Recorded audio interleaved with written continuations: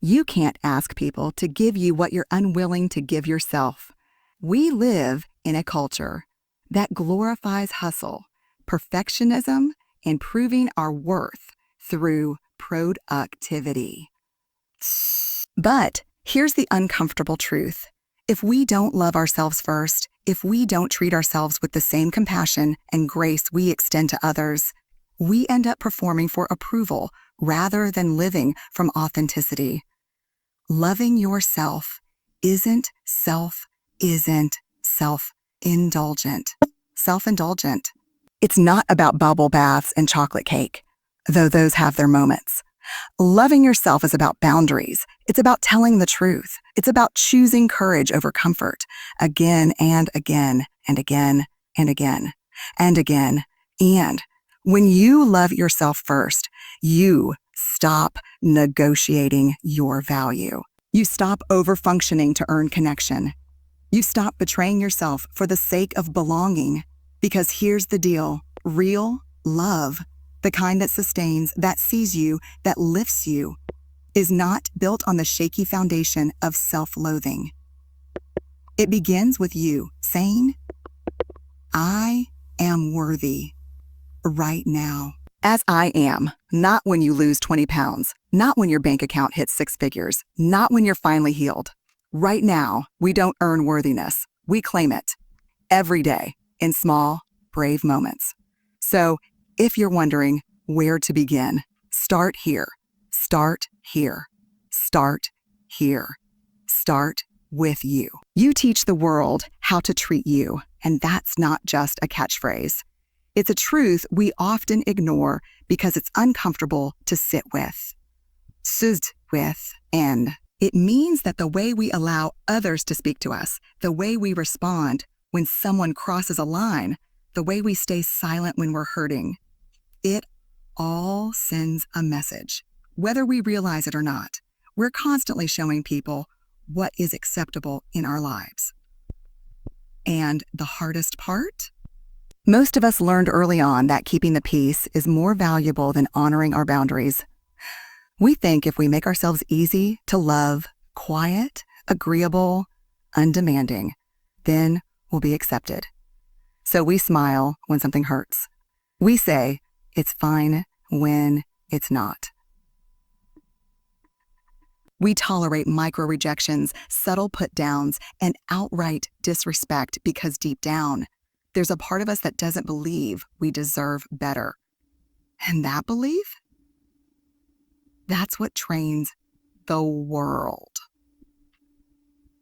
If we don't see ourselves as worthy of kindness, of dignity, of respect, then we attract relationships that mirror that low self-worth back to us.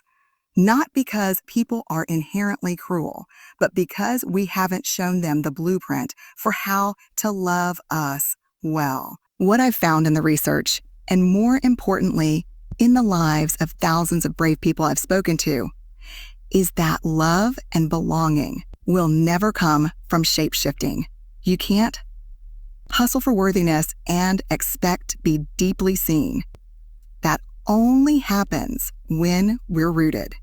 When we are willing to say, this is who I am and this is how I need to be treated in order to thrive. That's not arrogance, that's self-respect. And yet, so many of us confuse boundaries with being cold. We worry that if we ask for what we need, we'll be seen as too much, too needy, too demanding, and so we shrink instead. We get smaller and smaller, hoping someone will see us and offer the love we've never given ourselves. But here's the truth. People follow your lead. If you abandon yourself, they will too. If you constantly put yourself last, they'll believe that's where you belong. This isn't about blame. It's about awareness. It's about realizing that we have far more agency than we've been told. And yes, it's scary. It's vulnerable to advocate for your worth, especially if you've spent a lifetime apologizing for existing. But it's also liberating. Because the moment you start treating yourself like someone who matters, your entire life begins to shift. I've watched people reclaim their power not through grand gestures, but through small, radical acts of self-honor. A woman I worked with stopped answering texts from someone who only reached out when they needed something. Or another finally said no to attending a family gathering where she was always the target of criticism. These sound like simple things, but they're not. They're declarations. They say, I am no longer available for anything that costs me my peace. And what's beautiful, what's holy, is that once you draw that line, your energy changes, your presence changes, and people start adjusting to the new standard or they fall away. Either way, clarity rises. The most powerful relationships you'll ever have begin the moment you stop trying to be lovable and start being real. Because here's the thing, when you treat yourself with reverence, when you hold your heart with tenderness, the people in your life take notice. Take notice.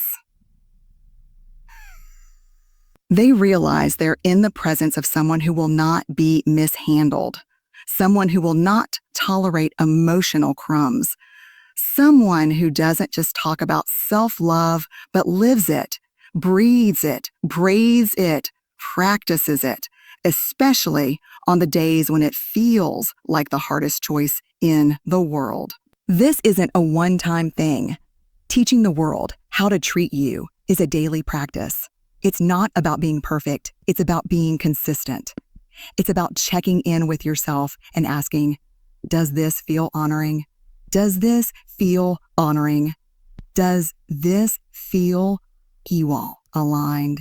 And when the answer is no, it's about having the courage to recalibrate. Not with shame, but with truth.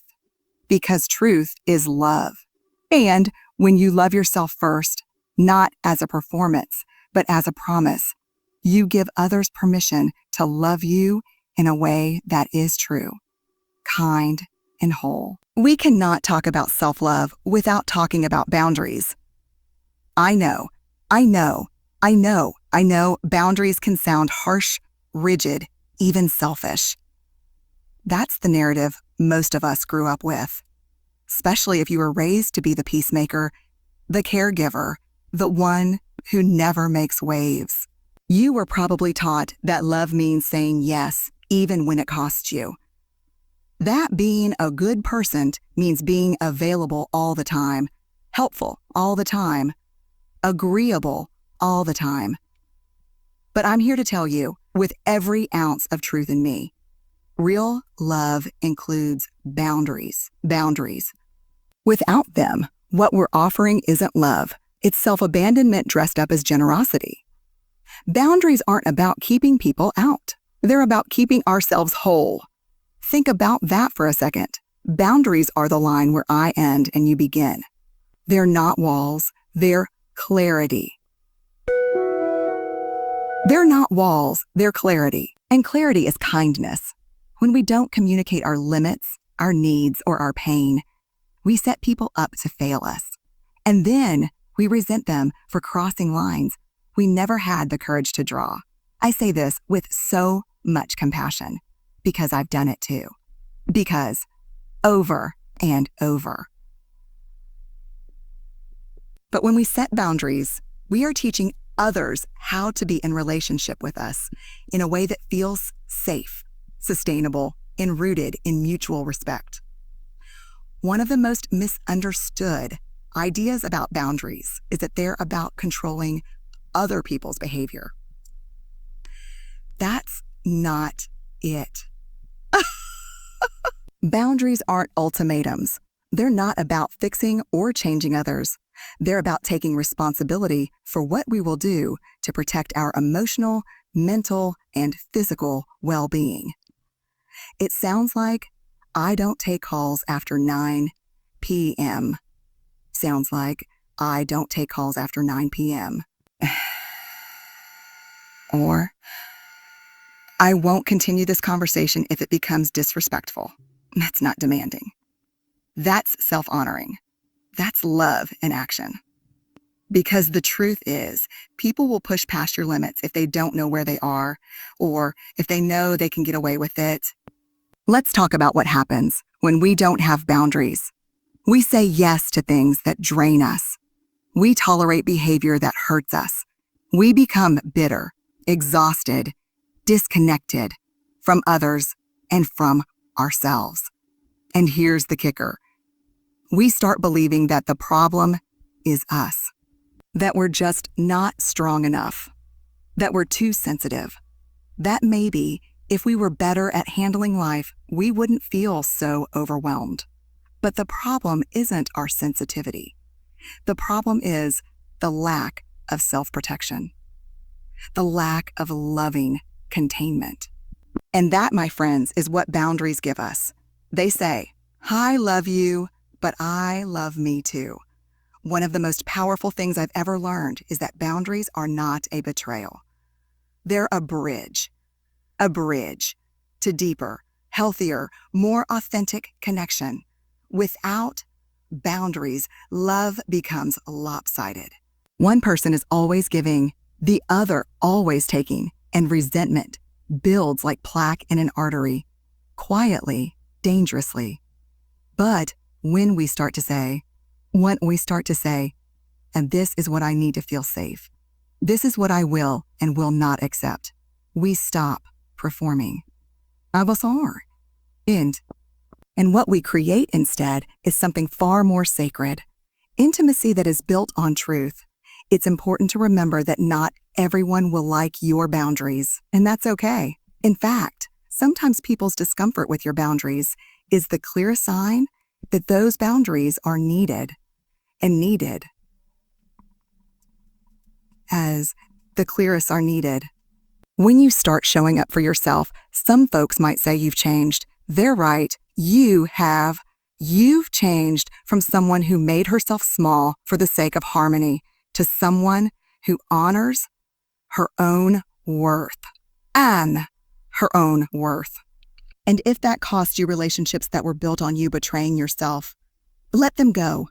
They were never real to begin with. Real connection can withstand the truth. Real love respects the line. There is no version of loving yourself that does not include setting boundaries. It's not always easy. Sometimes it will feel like the hardest thing in the world to speak up, to say no, to walk away. But it's also the most liberating thing you will ever do. Because once you start living inside the safety of your own boundaries, you begin to feel peace. Not the kind that comes from avoiding conflict, but the kind that comes from finally choosing yourself. Not out of anger, not out of defense, but out of deep, grounded, unapologetic love. Self-compassion is one of the most radical acts of courage we can commit to in a culture obsessed with criticism and perfection.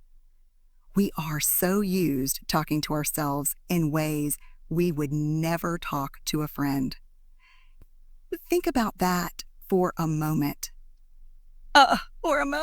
If someone you loved made a mistake, would you call them a failure?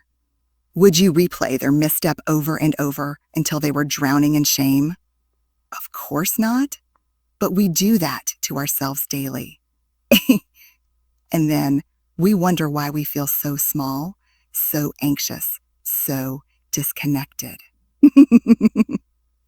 The truth is, you cannot live a wholehearted life when your inner world is ruled by a tyrant. Self-criticism masquerades as motivation. That's the trap. We believe that if we're hard enough on ourselves, we'll get better. We'll finally be enough.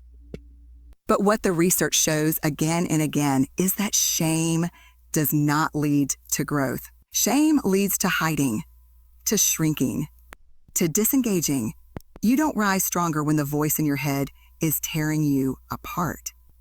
You rise when you feel safe enough to be human. That safety doesn't come from perfection. It comes from compassion, especially when you've messed up.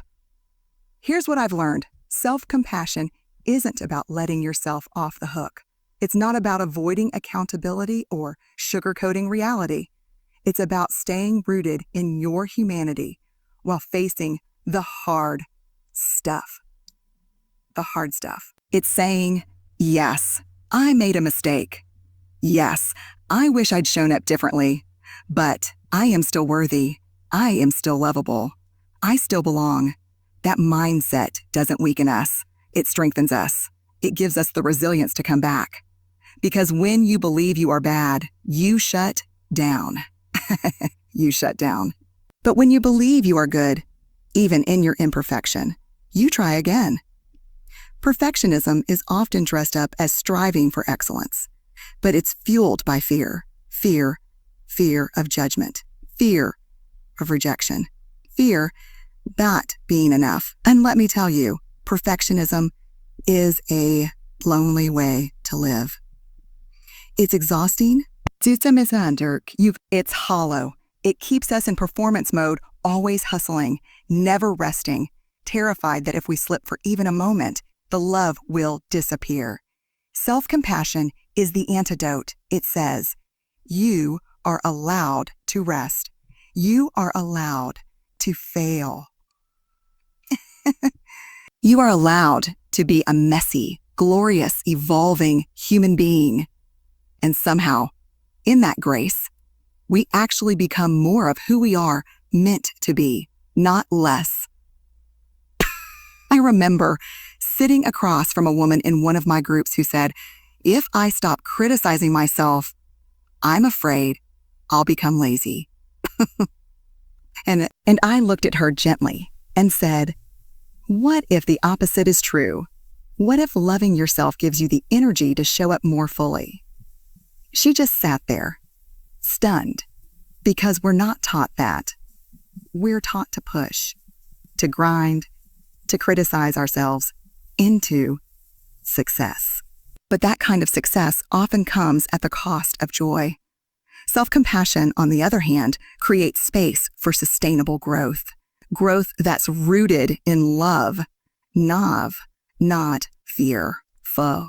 It's easy to be kind to yourself on the good days, when you're productive, when you're praised, when everything's going according to plan.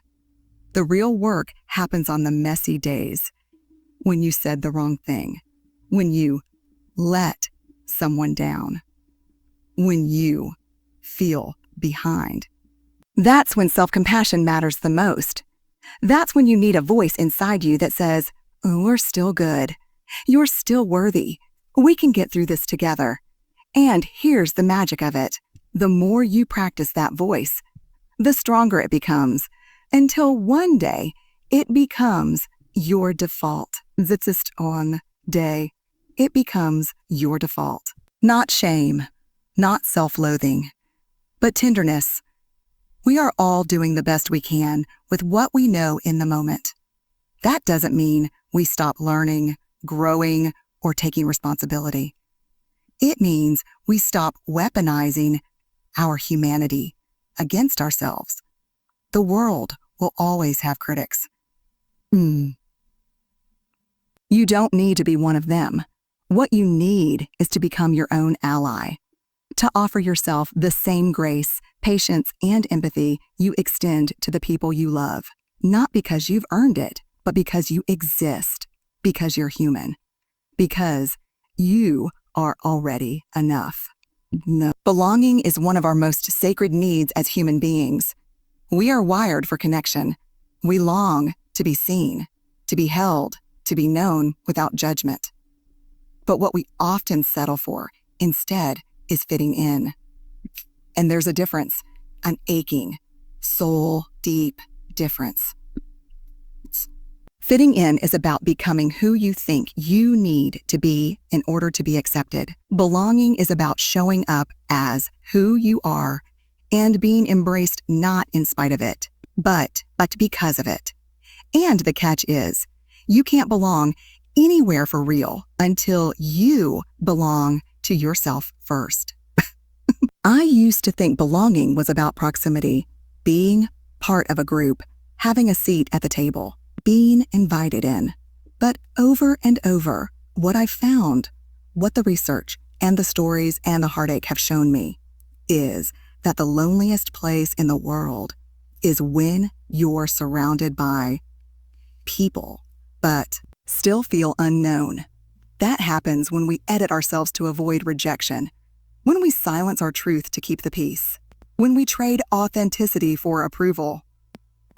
The pain of that isn't surface level, it's soul level. It erodes our sense of self slowly, quietly, until one day we look in the mirror and don't recognize the person looking back. There's a moment in everyone's life when they have to ask, am I living for connection, or am I performing for it? Because those are two very different things. Performing is exhausting.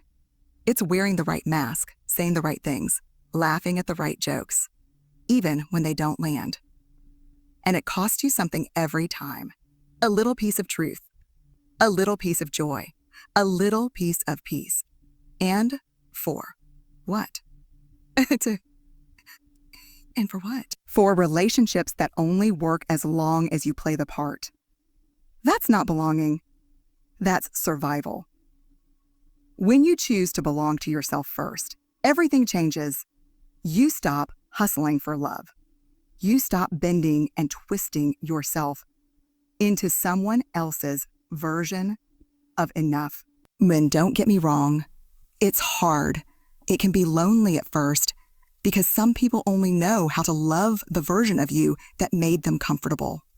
And when you start showing up fully, when you stop apologizing for your voice, your needs, your boundaries, some people will leave.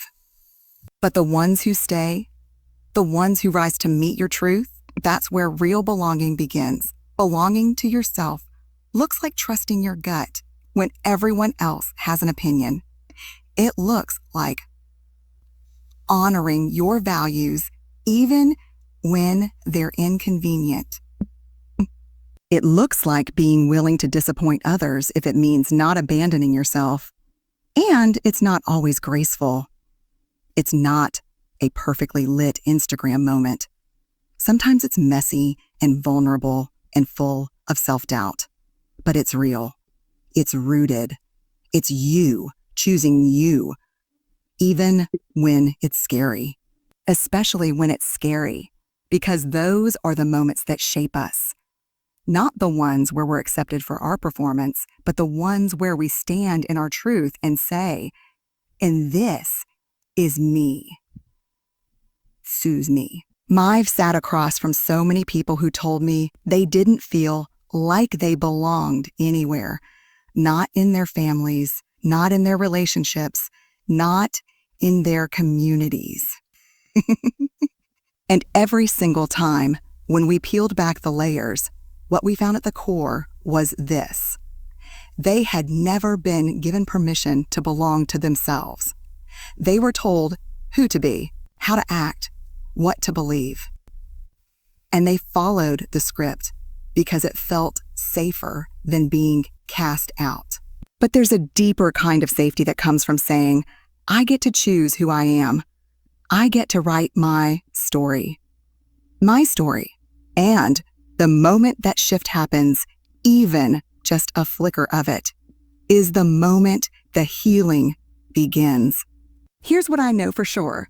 The places where you truly belong, free you to shrink. They will never ask you to betray your own soul in order to stay. But you'll only find those places, those people, those kinds of love when you belong to yourself first. When you stop begging for crumbs of connection and start sitting at your own damn table. When you realize that being alone in your truth is less lonely than being surrounded in your silence. That's the kind of belonging we were made for, Not the kind you have to earn, but the kind you awaken by standing fully in who you are. Vulnerability is not weakness. Let's start there. If there's one myth that has done more damage to our relationship with ourselves than almost any other, it's the idea that vulnerability is something to hide, manage, or overcome. That it makes us fragile, overly emotional, or worse, sad, lovable, bull. But the truth is, vulnerability is the very heartbeat of love. It's not just the path to connection with others, it's how we connect with ourselves. If you cannot face yourself honestly, with openness and tenderness, you cannot love yourself fully. You can't love a mask. You can't love a mask. You can't nurture a persona. Self-love demands that we get real, and real means messy. It means looking at the parts of yourself you usually try to hide, the fear, the shame, the regret, the parts that feel too broken, too behind, too much. Vulnerability asks you to open the door to those rooms and say, even here, I choose compassion. It's uncomfortable, yes. Vulnerability isn't supposed to feel easy. That's the point. It pushes us past the performance and presence. Flows and into presence. It's what allows us to say, I'm not okay right now, without feeling like a failure. It's what lets us rest without guilt, cry without apology, ask for help without shame. That's not weakness. That's courage in its rawest, most beautiful form. Somewhere along the way, many of us were taught that we had to earn love by being strong, that we had to hide our cracks to be worthy of being seen. So we became masters at holding it together, even when everything inside us was unraveling. We learned to smile when we were breaking. We learned to stay busy so we didn't have to feel. We armored up. And sure, that armor may have protected us for a time, but it also kept love out, including love from ourselves. Vulnerability is about slowly, bravely laying that armor down, piece by piece, and saying, this is me, and I still choose to show up. I've had moments in my own life, moments of failure, of deep shame, where the last thing I felt was lovable, where I thought, if people really knew this about me, they'd turn away. But what I've discovered is that those are the exact places where self-love is needed most. Others needed most. Not when you're crushing your goals, not when you're being praised or celebrated, but when you're sitting in the quiet, afraid that you're not enough. That's the moment. That's where the healing happens, when you can look yourself in the eye and say, I see it all, and I am still here. I still love you. That is vulnerability. That is power. There is no self-love without truth, and truth requires vulnerability. You cannot love yourself if you are constantly editing your story to be more palatable. You have to be willing to hold the whole picture, and it takes time. It takes practice, because the voices of perfectionism, comparison, and shame, they are loud. They will try to convince you that being vulnerable makes you weak or selfish or needy. But what vulnerability really does is clear the noise. It puts you back in relationship with yourself. Not the polished version, but the real one. The you that's trying, the you that's healing, the you that's still here. And here's something I want you to remember. Vulnerability is not a one-time decision. It's a daily, often moment-to-moment practice. It's choosing to speak gently to yourself when your inner critic is screaming. It's reaching out when you'd rather isolate. It's letting yourself feel joy, even when part of you is bracing for disappointment. And, yes, it's scary. Because when we open ourselves up, we open ourselves to pain. And adds to pain. But we also open ourselves to joy, to relief, to connection, to peace. All the things that make life meaningful are waiting for us on the other side of vulnerability. If you are waiting to love yourself until you have it all together, you'll be waiting forever. Vulnerability says you don't have to be healed to be worthy. You don't have to be fixed to be loved. You get to be messy and magnificent. You get to hold the whole story, the shadows and the light. And when you do that, something shifts. The love you've been searching for begins to bloom, not from someone else's validation, but from the sacred space within you that finally feels safe to be seen. Vulnerability is the doorway. Walk through it, even if your hands are shaking. That's where self-love lives. We've romanticized burnout. Full self-love lives. We've romanticized burnout. We've glorified exhaustion. Somewhere along the way, we started treating being overworked, overextended, and emotionally depleted like badges of honor, like proof that we're doing enough. Being enough, giving enough.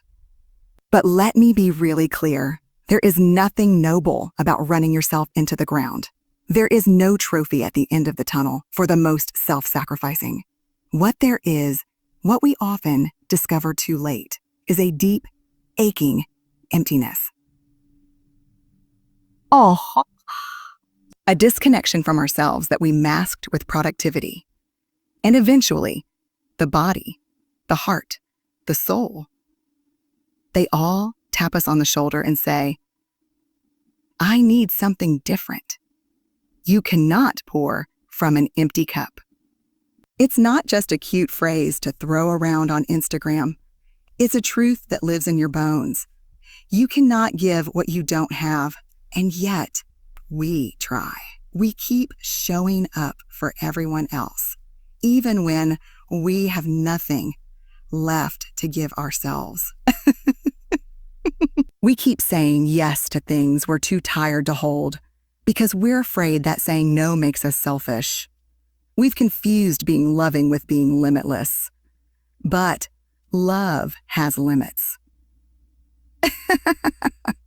Love includes boundaries. Love says, I cannot give to you what I haven't first given to me. That's not self-indulgence. That's sustainability. Somewhere inside, many of us, is the belief that our worth is tied to our usefulness, that we have to keep producing, fixing, helping, carrying, or else we lose value. It's such a deeply ingrained script that even when we want to rest, something inside us whispers, you haven't earned it. But rest is not a reward for productivity. It's a birthright. It's part of the cycle of being human. Just like we don't expect the earth to bloom year-round, we can't expect ourselves to be in constant output. There are seasons to growth. There are seasons to giving. And honoring your own rhythm is not weakness. It's wisdom. Wisdom. Self-love starts to feel real when we begin tending to our own needs without guilt. When we notice that we're exhausted and choose to rest, not push. When we feel overwhelmed and take a breath instead of taking on more. When we let go of the idea that we have to do it all to be worthy of love. The truth is, when we care for ourselves deeply, we begin to show up differently for the people we love. We become less reactive, more grounded, more present. Self-care doesn't take away from the love you give others. It deepens it. It aligns it. It keeps it real. There's a reason Flight attendants tell you to put your oxygen mask on first. Not because they think you're more important than the person next to you, but because if you lose consciousness, you're no good to anyone. The same applies to emotional well-being. The same applies to emotional well-being. If you are drained, disconnected, and barely holding it together, you can't truly support others. You might be going through the motions, but your presence is fragmented. You might be physically there, but emotionally vacant. And over time, that disconnection compounds. You start to feel resentful. You start to feel invisible. You forget what it feels like to feel alive in your own body. We teach people how to treat us by how we treat ourselves. If we constantly neglect our needs, we're silently telling the world that our energy is disposable, that our time is flexible, that our worth is negotiable. But when we begin to tend to ourselves with intention, with nourishment, rest, play, and presence, we send a different message. We say, I matter. I value myself. I will not abandon myself for approval. And it's powerful. It shifts everything. Because suddenly, you're not just living for others. You're living for you too. And that doesn't make you selfish. It makes you whole. Giving from a full cup is different. It's not about obligation. It's not about trying to earn, love, or prove something. There's sums. It's about generosity that comes from overflow, not emptiness. It's about presence without pressure, support without resentment, love that doesn't drain you, but lights you up. And that begins when you start treating your needs as sacred. Not when everything is perfect. Not when everything is perfect. Not when everyone else is taken care of. But now, right now, because you're allowed to be a priority in your own life. You're allowed to give yourself the very thing you've been waiting for someone else to offer. Rest, love, and permission to be. So here's what I want you to know. Loving yourself first isn't selfish. It's not arrogant. It's not about building walls or walking away from the people you care about. It's about coming home to yourself, to your truth, to the parts of you that have been silenced, shamed, or ignored for far too long. It's about choosing wholeness over perfection, depth over performance, and compassion over criticism. When you learn to sit with yourself in love, not judgment, you begin to shift. You begin to rise. You begin to rise. Not because someone else handed you permission, but because you decided to stop waiting for it. Loving yourself first doesn't mean you always have it figured out. It means you're brave enough to show up anyway. It means you're willing to fall down and get back up over and over. Not because you're fearless, but because you finally know you are worth the climb. You are not behind. You are not broken. You are not broken. You are not too much or not enough. You are a story still unfolding, a heart still healing, a light still burning. A light still burning. You choose to honor yourself, to care for yourself, to speak to yourself with tenderness. You're rewriting the story. A story that says your love is conditional, that your worth is up for negotiation, that you have to earn your place at the table.